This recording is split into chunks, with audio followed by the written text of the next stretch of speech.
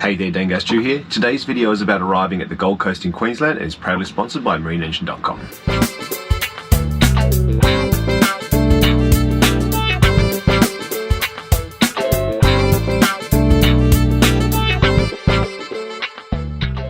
After the weather delays we had leaving Coffs Harbour, we decided to go from Coffs Harbour straight to Southport. It's about a 24-hour journey in Renko, so it was our first offshore overnight passage.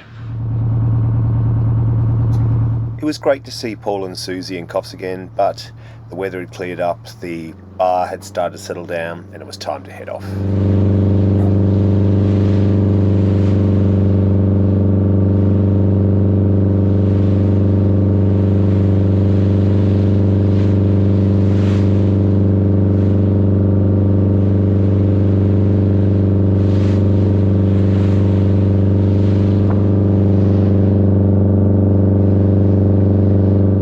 Although the bar was a little bit lumpy, it was very safe now, so it was nice just to be able to head out and get back offshore.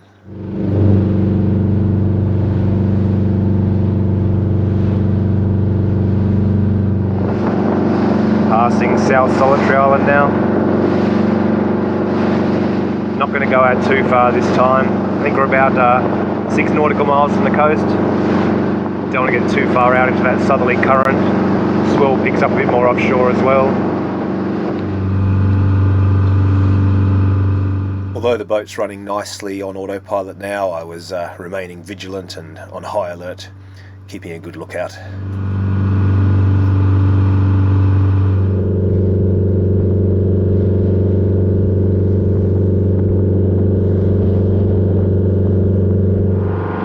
Got the multifunction display set up the way I want it for this night journey.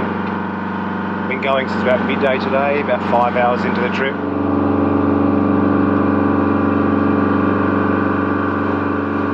Thought I saw some splashing then, maybe a whale.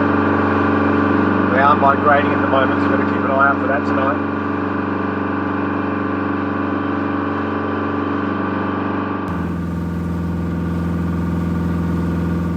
You can see there on the left near the horizon that the whale breaching shows up quite clearly on the M232 infrared camera. I panned across a little bit, you can see it there again near the centre. So it was really nice to know that these whales were quite visible even on the blackest night through this camera. It's also worth noting that if that fourth feature on the right, those square brackets, had been turned on, when a splash like that occurred, the camera would actually detect it as an anomaly and you could set it up to sound an alarm. You don't actually have to physically be looking at the screen to get notifications of these things happening. Pretty cool, but definitely something to keep an eye out for tonight.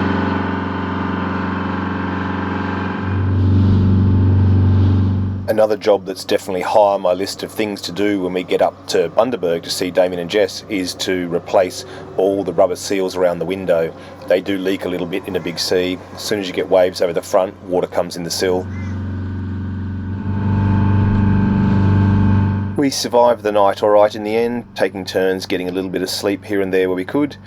By the time the sun came up, we were getting towards Tweed Head, so not that far to Southport where we were heading back inshore.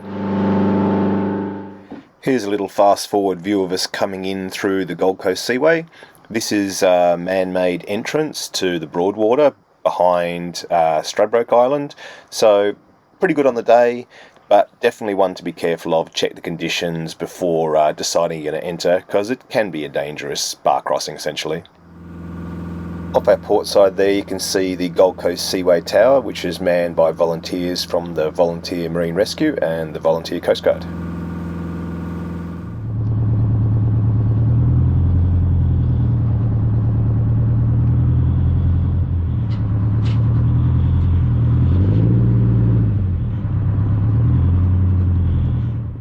That night we settled into one of the marinas down in Southport so we could get some shore power because I was having battery bank issues for shore, and also get off the boat, have a look around the Gold Coast, go to the beach for a bit. Nice to have a little bit of a break. Even the bin chickens on the Gold Coast are better behaved.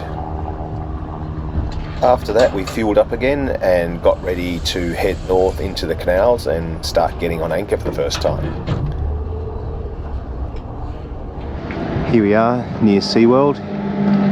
in what the locals call Bums Bay, apparently, where all the grotty yachties hang out, including us. Gonna go to the beach over here, have a little metal detect. Why not? Now we're firmly in Queensland waters. It is time to put this guide away. People asked in comments what was the guide we were using coming up the coast. So this is the Alan Lucas guides. They're pretty much, you know, a bit of a standard for Australian waterways, certainly East Coast. This one covers New South Wales. Pittwater, there you go, open pretty much straight to home. And so there's Dangar Island, just there. But time to put that one away and get out the cruising the Coral Coast, which is the coast. So it says here, where is it? So this book covers the entire coast of Queensland, essentially, from the border with New South Wales right up to Torres Strait between Papua New Guinea and Australia. So time to get this one out, start doing some homework of where we're going to be heading. The other book I have is Beacon to Beacon. I'm guessing here, but I'm presuming these are actually all the government maps that essentially are put together for recreational boaters in a certain area, rather than the sea charts you would normally buy if you were coastal cruising, all put together into a single book, which I think is a great idea. So between these two books, we should be fine getting all the way up to see Damien and Jess. Time to put this one away. Nice night tonight. Our first night on anchor since the trip started, really.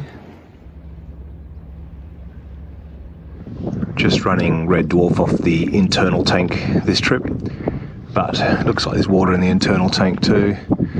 Gonna get a service kit, new fuel filter, new impeller, everything as soon as I can. But for now, let's just get it running so we can get to shore. Definitely water in this fuel. I've got some methylated spirits or denatured alcohol on board, so I'll put some of that in too. Tide's turned here, riding back on our anchor at the moment, but it seems to be holding pretty well, which is good. Alright, it's fixed. Let's go. Anchored Renko and rode ashore on Red Dwarf. Got to have a little metal detect, but you can see how many kangaroo footprints there are here.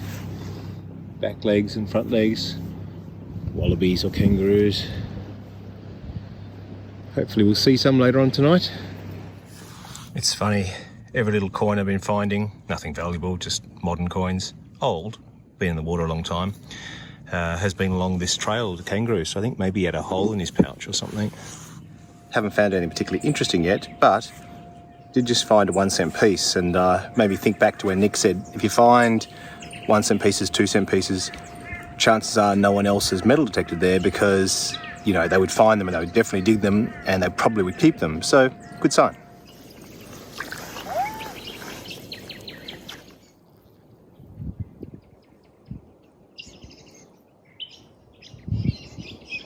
Hide.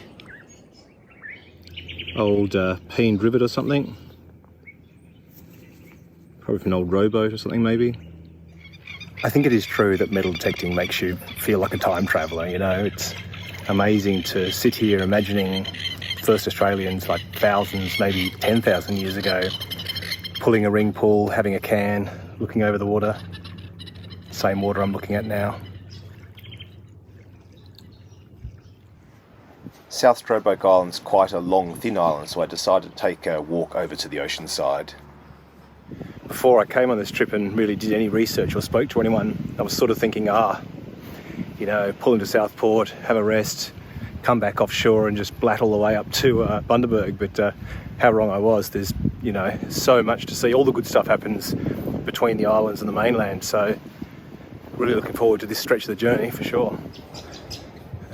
Seeing glimpses of ocean. You can certainly hear the surf now too. Little wallaby staring at us. So what are you looking at, mate? Tell your story walking.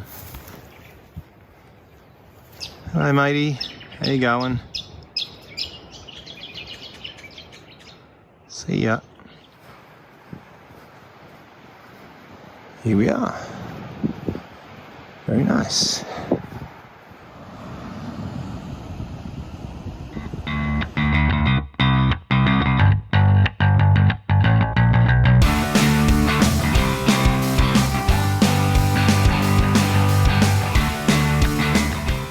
After our stop off at South Stradbroke Island, we went up the Coomera River to stay overnight at the Gold Coast Seaway Marina.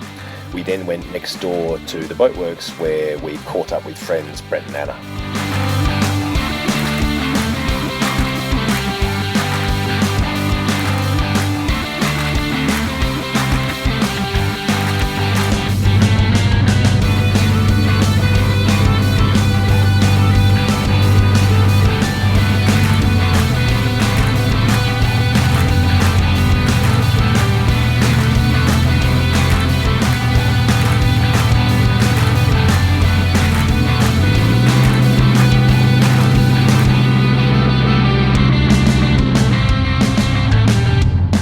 I think I'll get my boat wrapped in plastic like that too when winter comes. Alright, let's take the Harley Davidson and find a bottle shop. This has rapidly changed from a footpath to a country road. Hopefully there's no cops around. It says it's only 1.5 kilometres, so shouldn't be too bad. Reminds me of Clarkson going down the freeway on his P45. Now I know how he felt.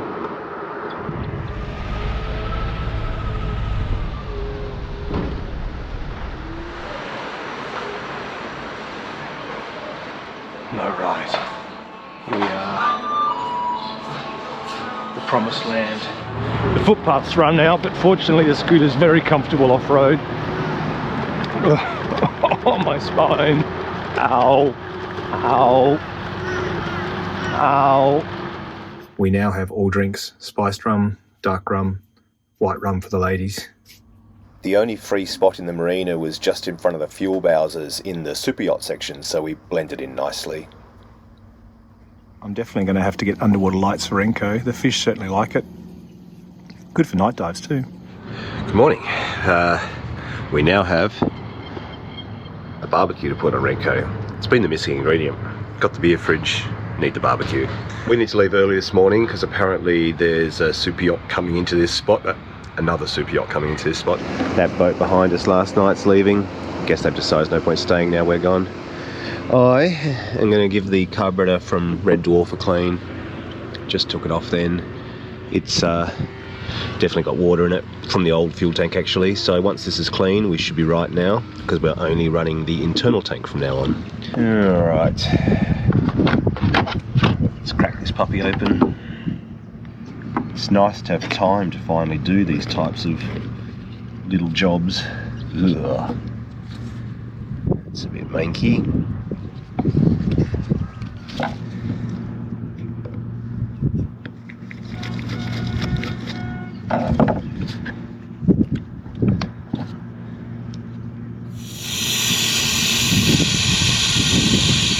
Alright, the jet looks pretty clean now. Just giving it a bit of a soak in methylated spirits. Get any last water out of it.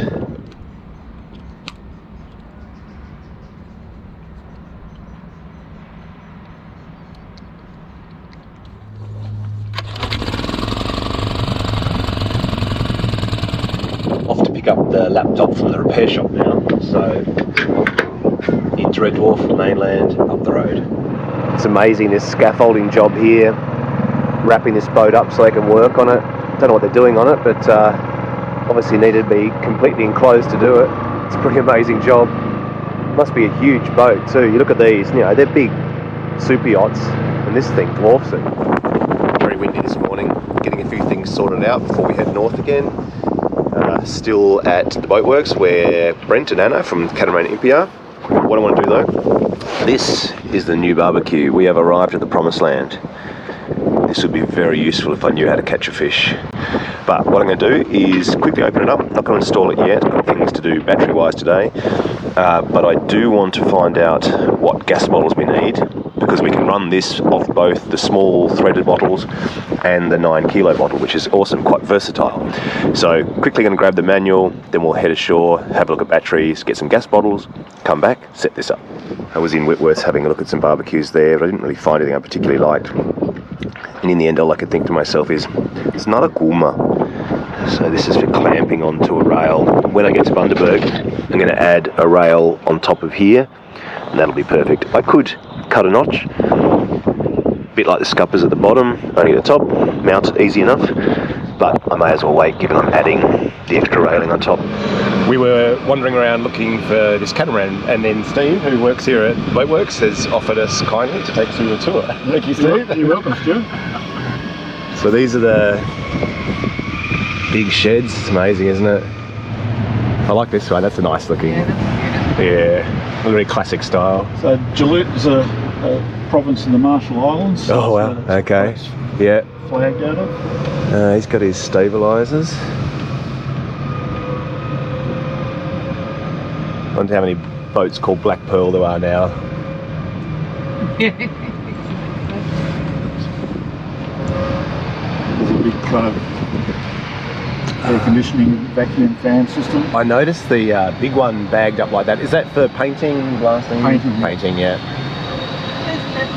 Oh, there it is. Oh, good. Tess. That's the one. There's no rush. We can go back. Now we know where it is. Actually, I'm not sure we would have found it if it hadn't been for your tour. I like this cat too, the sort of old double-ender Polynesian-style twin mast. You don't see that often though. It's like a ketch or schooner-style cat.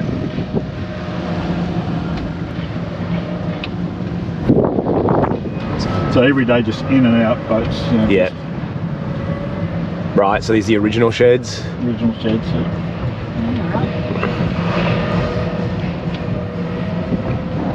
It's quite the hive of activity. Everything from houseboats to fishing trawlers to work barges. So that was being built, was it? Mm. How much is a shed for a day? They're about $200 a day. Mm-hmm. Yeah. For a houseboat under construction. Yeah. Coming on nicely.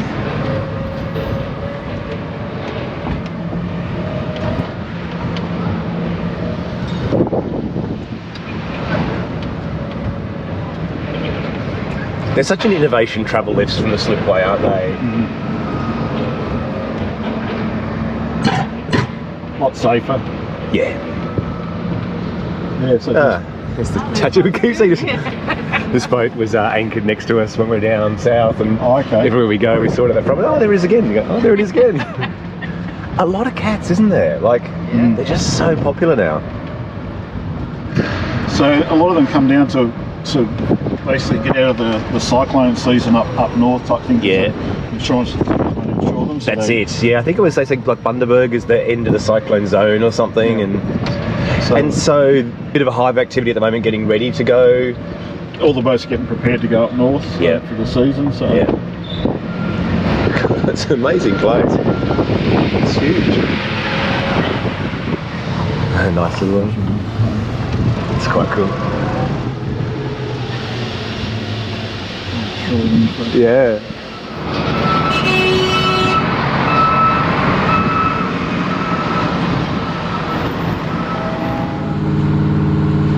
Time came eventually to head back downstream and get away from the giant houses of the Gold Coast and head slowly towards Moreton Bay.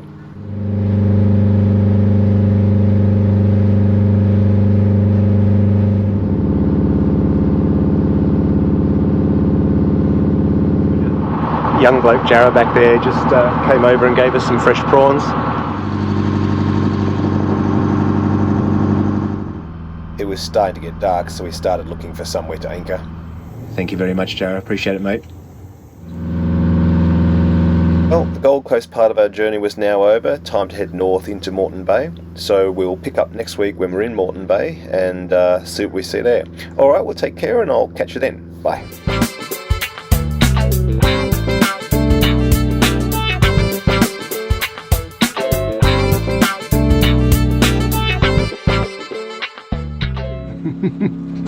Oh, Eddie, you're a classic. You can be in one boat or the other. You can't just sit between the two boats. Turns out you can. Well, you can because you're Eddie. Super dog. Do as you please. I reckon we have a couple more beers, then we have a look at that. Yeah, there's no rush.